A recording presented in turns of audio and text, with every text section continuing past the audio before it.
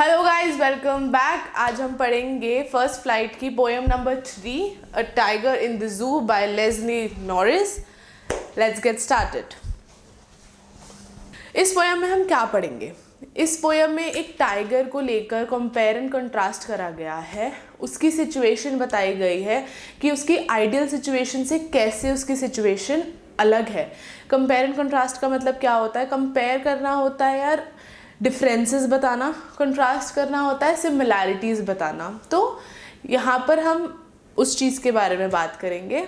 Before starting the poem and reading it, मैं आप लोगों से पूछना चाहती हूँ कि सोचो कि अगर एक टाइगर है, उसको केज में बंद कर दिया, उसे कैद कर दिया गया है, बट जो टाइगर है वो जूस का घर है, वो फ्रीली रोम करना चाहता है, वो उसका नेचुरल हैबिटेट है। बट अगर उसे केज कर दिया गया है तो उसकी फीलिंग्स, उसके इमोशंस क्या होंगे, उस चीज़ को लेकर, उस चीज़ को ध्यान में रखकर इस पोएम को हम पढ़ेंगे। बट कीप इन माइंड, यहाँ पर compare and contrast main theme है। इसके ऊपर क्वेश्चन भी आ सकता है, रेफरेंस टू द कॉन्टेक्स्ट में आ सकता है, लॉन्ग आंसर भी आ सकता है कि मेन थीम क्या है इस पोएम की। ठीक है,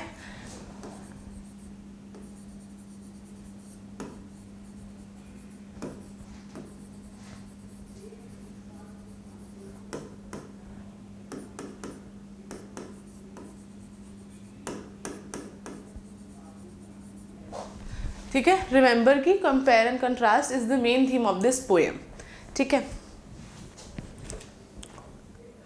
सो पोएट ने हमें यहाँ पर दो तरीके के टाइगर्स के बारे में बताया है। बात करिए यहाँ पे दो तरीके के टाइगर्स के बारे में। फर्स्ट, जिसको केज करके रखा हुआ है, एंड सेकंड जो फ्री घूम रहा है। फ्री कहाँ घूम रहा है?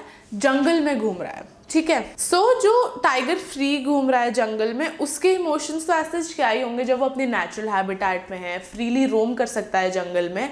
यहाँ पर हमको जो टाइगर जिसको हमने कैद करके रखा है, उसके इमोशन समझने हैं। ठीक है, अब let's start with the poem and understand what's the emotion of that tiger who's being caged. Let's start. He walks in his vivid stripes, the few steps of his cage on pads of velvet white, in his quiet rage. Para by para चलेंगे, okay? He stalks in his vivid stripes. First of all, यहाँ पे tiger के लिए ही क्यों use करा गया है? Tiger के लिए तो हमको इट यूज करना चाहिए, बट यहाँ ही क्यों यूज करा गया है? ये चीज हमको दिखाती है पर्सोनिफिकेशन, विच मीन्स हमने टाइगर को यहाँ पर एक ह्यूमन बीइंग की तरह कंसिडर करा है। ओके, टाइगर को यहाँ पे हमने एक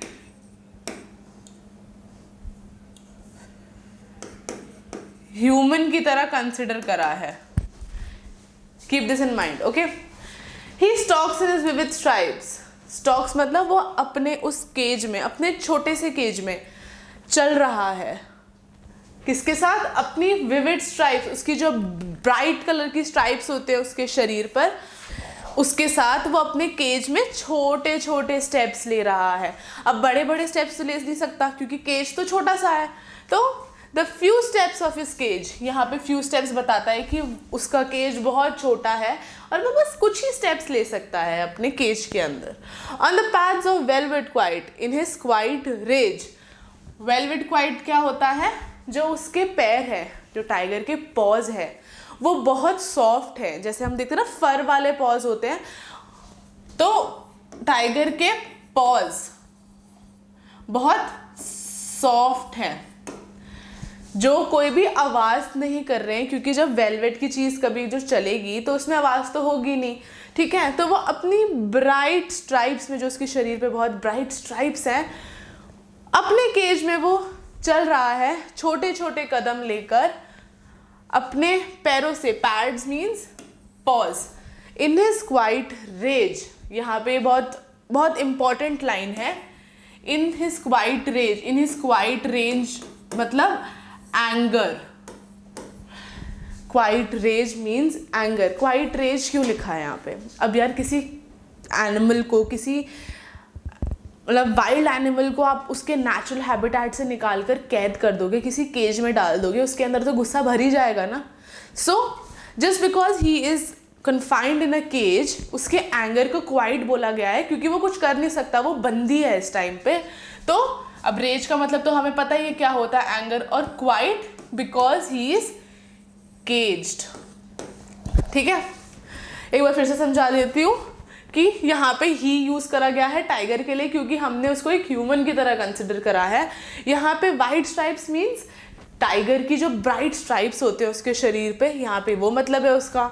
the few steps of his cage, वो अपने केज में छोटे छोटे कदम ले रहा है, धीरे धीरे चल रहा है। किस पे चल रहा है? अपने वेलवेट क्वाइट के पॉज पे। उसके जो पैर हैं, उसके पॉज हैं, बहुत वेलवेटी हैं, बहुत वेलवेटी हैं, तो कोई आवाज़ नहीं कर रहे हैं, बट उसके अंदर गुस्सा भरा पड़ा है क्योंकि उसको कैद करा हुआ है। Okay, let's move on to the second paragraph.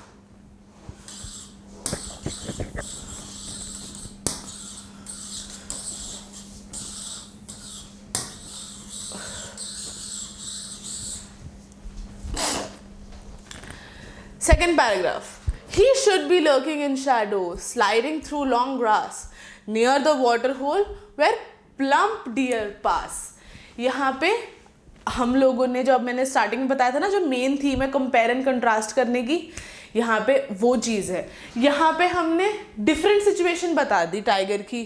अब जो सिचुएशन एक्चुअली में होनी चाहिए, यहाँ पे हम उसके बारे में बताएंगे कि यार टाइगर को एक्चुअली करना क्या चाहिए और वो कर क्या रहा था।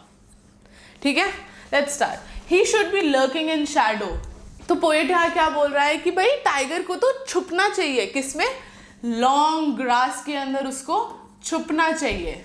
He should be lurking in Shadow, sliding through the long grass. उसको लंबी लंबी घास में, अपने जंगल में लंबी लंबी घास के अंदर छुप छुप के घूमना चाहिए। क्यों? वाटर होल पर वेट करना चाहिए जब डियर आएगा। प्लम्प का मतलब फैट, प्लम्प का मतलब होता है फैट। गोलू मोलू सा मोटा सा एक डियर आएगा और जैसे ही वो आएगा वैसे ही टाइगर उसे अटैक कर देगा। ये एक नेचुरल हैबिटेट है टाइगर का। ये असलियत बताई गई है कि एक्चुअली में टाइगर को किस कंडीशन में होना चाहिए। कि पोएट कह रहा है कि he should be lurking in the shadow, sliding through the long grass. उसको तो लॉन्ग ग्रास की शैडोज में छुपना चाहिए, पास बाय करना चाहिए, वाटर होल के पास घूमना चाहिए। पर क्यों घूमना चाहिए वाटर होल के पास?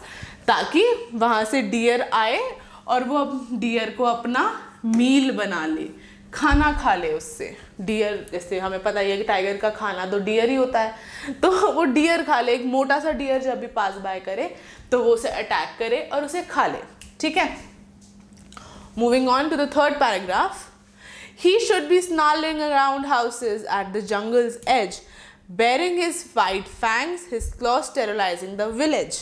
Snarling का मतलब क्या होता है? Roaming around.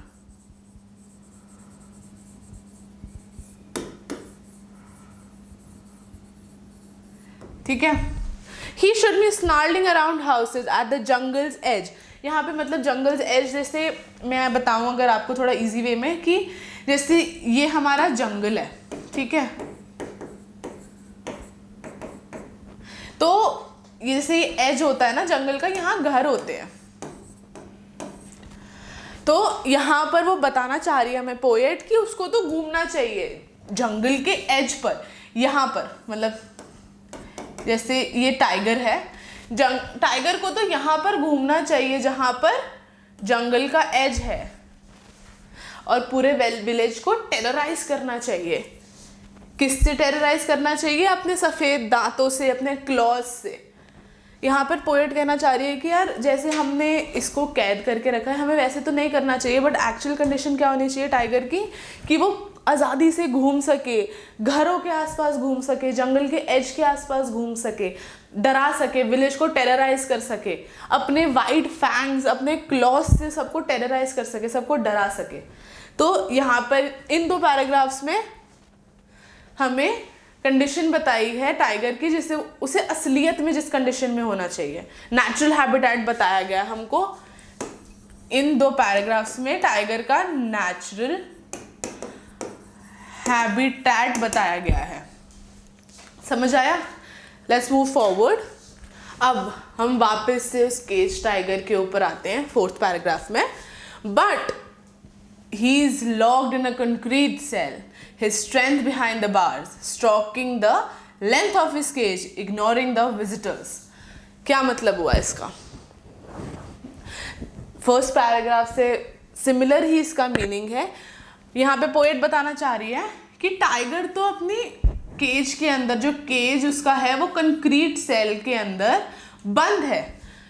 टाइगर को कंक्रीट सेल के अंदर बंद करा गया है. उसकी जो सारी स्ट्रेंथ है, जो भी उसका साहस है, उसकी पार है, वो सब कुछ बार्स के पीछे है. जैसे हमारे जेल में होता है ना कि भाई ये जेल है, ये बार्स होती हैं, ठीक है. He is locked in a concrete cell, his strength behind bars, stalking the length of his cage, ignoring the visitors. यहाँ पे पोइट बता रही है कि यार ये कहते हैं टाइगर तो हमारा बंद है कंक्रीट सेल में, जो उसकी स्ट्रेंथ है वो सारी बिहाइंड द बार्स है. उसकी स्ट्रेंथ को सब लॉक्ड इन कर रखा है. और वो कर क्या रहा है टाइगर? टाइगर अपने छोटे से केज की लेंथ नाप रहा है. वो कुछ नहीं कर रहा बस. तो जैसे हमने स्टार्टिंग वाले पैराग्राफ में बताया था कि यार वो फ्यू स्टेप्स ले रहा है अपनी केज के, तो वही बात यहाँ करी गई है कि अपने केज की लेंथ नाप रहा है, अपने छोटे से केज की लेंथ नाप रहा है वो. ठीक है, आगे बढ़ते हैं. और क्या कर रहा है टाइगर? वो विजिटर्स, जो जू में विजिटर्स आते हैं, उन्हें इग्नोर कर रहा है. क्यों कर रहा है? क्योंकि टाइगर कैद होने के लिए नहीं बना है. तो एक बार फिर से समझते हैं इस पैराग्राफ को कि he is locked in a concrete cell. Tiger को एक कंक्रीट सेल में लॉक करा गया है. उसकी स्ट्रेंथ को बिहाइंड द बार्स डाला हुआ है और उसको कुछ करने में इंटरेस्ट नहीं है. वो विजिटर्स को इनके कहते हैं इग्नोर कर रहा है और अपने वेलवेटी पॉज से अपने छोटे से केज की लेंथ को नाप रहा है. बस उसी छोटे केज में छोटे छोटे कदम ले रहा है. ओके, अब हम इसका लास्ट पैराग्राफ कवर करते हैं. He hears the last voice at night, the patrolling cars, and stares with his bright eyes at the bright stars. यहाँ पे पोएट ने कुछ इस तरीके से एंड किया है. पोएट बोल रहा है कि यार टाइगर को ना लास्ट वॉइस रात को आती है. ठीक है, टाइगर को लास्ट वॉइस रात को आती है. किसकी आती है? पेट्रोलिंग कार्स की, पुलिस की आती है. जैसे जू के अंदर कोई भाई रह ना गया हो या कोई प्रॉब्लम ना हो, तो टाइगर को लास्ट वॉइस आती है पेट्रोलिंग कार्स की. और जैसे ही रात हो जाती है, टाइगर अपनी ब्रिलियंट आइज से, अपनी जैसे रात को आंखें चमक जाती हैं, तो पोएट बोल रहा है कि टाइगर रात को अपनी ब्रिलियंट आइज से ब्रिलियंट स्टार्स देखता है और मतलब सोचता है कि यार मैं इस केज में क्यों बंद हूँ. मैं तो खुले जू में, खुले जंगल में घूमने के लिए हूँ, पर मुझे यहाँ पे क्यों केज क्यों करा हुआ है. तो लास्ट पैराग्राफ जो है वो होप पे ख़त्म हो जाता है, वो डिज़ायर पे ख़त्म हो जाता है. टाइगर की होप और डिज़ायर पे ख़त्म हो जाता है last paragraph. He hears the last voice at night, the patrolling cars, and stares with his brilliant eyes at the brilliant stars. तो इसी के साथ यहाँ पे पोएम ख़त्म हो जाती है. जब पेट्रोलिंग कार्स अपना काम करके चली जाती है, सब कुछ हो जाता है, तो टाइगर उस रात को बैठ के हमेशा ऊपर स्टार्स में देखता है और अपनी ब्राइट आइज से ब्रिलियंट स्टार्स को देखता है कि भाई क्यों मेरे साथ ये कंडीशन आखिर क्यों है. ठीक है, यहाँ पे कंक्लूजन क्या निकलता है? यहाँ पे कंक्लूजन कुछ ऐसे कंक्लूड करने को तो नहीं है, बट एक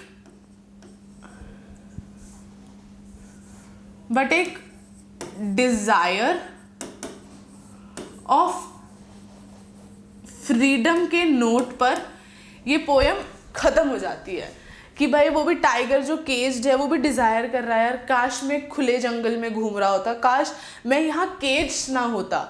सो इसी की तरह ये पोएम एकदम एंड पे आ जाती है. ठीक है, टाइगर अपनी थॉट्स में गुम हो जाता है, अपने होप्स और डिज़ायर्स बता रहा होता है तारों की तरफ देख के. Here we come to an end with this poem. Let's revise एकदम से जल्दी से. He stalks in his vivid stripes the few steps of his cage on paths of velvet quiet in his quiet rage.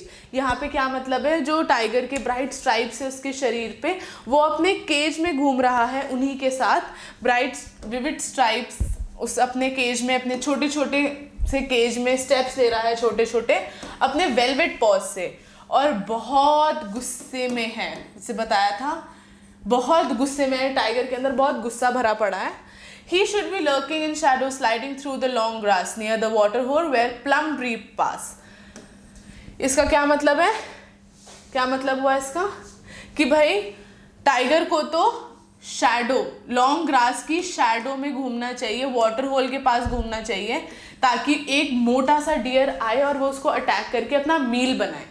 ठीक है, ये actual condition होनी चाहिए एक टाइगर की। He should be snarling around houses at the jungle's edge, baring his white fangs, his claws terrorizing the village. यहाँ पे बोल रहा है पोएट कि भाई उसको तो घरों के आसपास घूमना चाहिए, उसको तो जंगल एज के आसपास घूमना चाहिए, लोगों को डराना चाहिए, अपने वाइट दांतों से, अपने क्लॉज से लोगों को डराना चाहिए। But he is locked in a concrete cell, उसको तो एक कंक्रीट सेल में बंद कर दिया है। उसकी जो सारी स्ट्रेंथ है वो बिहाइंड द बार्स है, वो अपने छोटे से केज का लेंथ नाप रहा है, अपने वेलवेट पॉज से अपने छोटे से केज का लेंथ नाप रहा है और विजिटर्स को इग्नोर कर रहा है। उसका कोई ध्यान नहीं है विजिटर्स पे, जो जू में विजिटर्स आते हैं उसका कोई ध्यान नहीं है, वो उन्हें इग्नोर कर रहा है। और lastly he hears the last voice at the night, the patrolling cars and stares with his brilliant eyes to the brilliant stars. Last में क्या बोला गया है कि भाई उसको तो आखिरी वॉइस रात को आती है पेट्रोलिंग कार्स की, और इसी के साथ वो अपने ख्यालों में खो जाता है, अपनी ब्रिलियंट आइज से ब्रिलियंट स्टार्स देख रहा होता है और डिज़ायर कर रहा होता है कि काश मैं भी फ्री होता। और इसी के साथ ये पोएम ख़त्म हो जाती है। आई होप आप लोगों को समझ आई। Will see you in the next video. Till then bye bye.